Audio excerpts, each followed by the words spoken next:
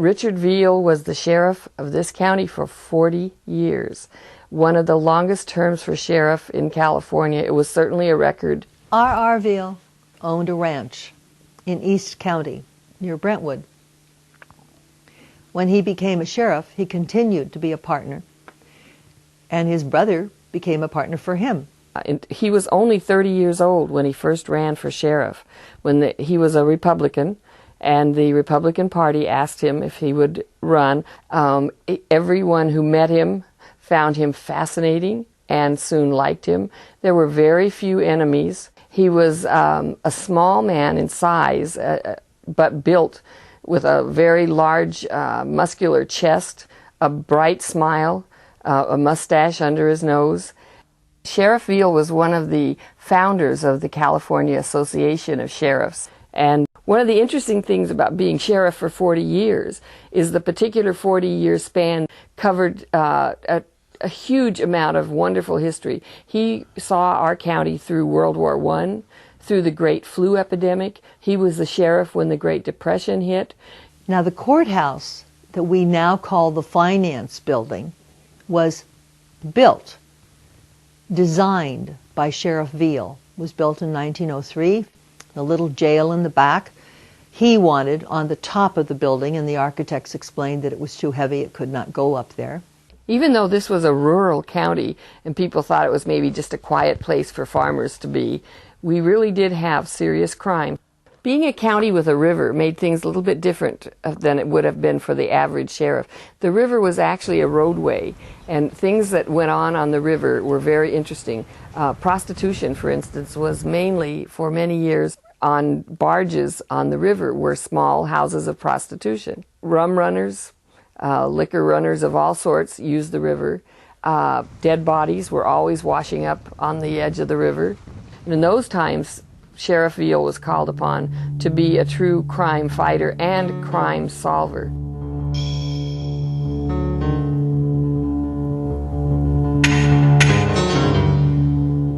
There were famous murders that took place in this county.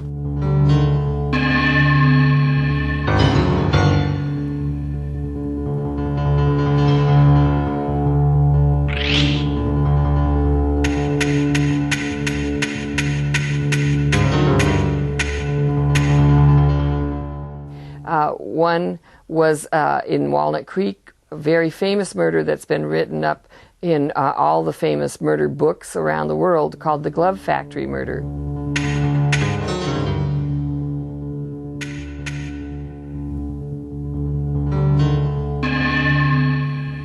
He solved that one. He also was involved in one of the biggest train robberies in this part of California. When the train robbery occurred in McAvoy, our Sheriff Veale went after the Fugal gang and made national headlines because he brought them back. Sheriff Veale had to deal with a gang that came from the Midwest that were the classic gangsters. They were called the Fleagle Gang.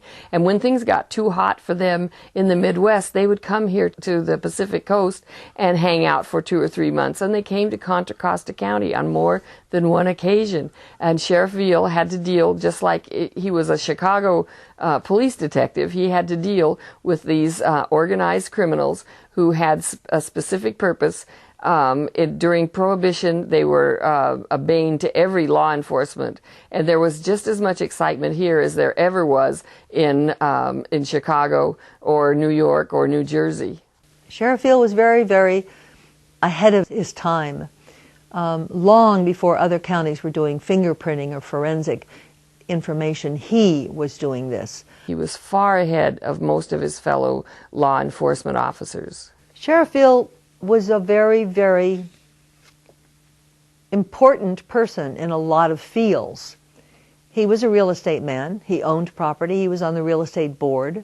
If there was a conference of sheriffs or deputies, police chiefs, or prison administrators, you could be sure that Sheriff Veale would be there. They looked to him to present information. He almost always gave some sort of a speech at one of these conventions. He loved to organize them. He was very involved in almost every fraternal organization that existed in Northern California. He was a Mason. He was a Lion, he was a Rotarian, he was a Kiwanian. He belonged, if there was a lodge, he was on the membership list. Sheriff Veale had a philosophy that young men in prison, many of them could be rehabilitated. Whenever he discovered a man that he thought could lean in this direction, he would keep in touch with him. He often wrote letters to these young men in prison.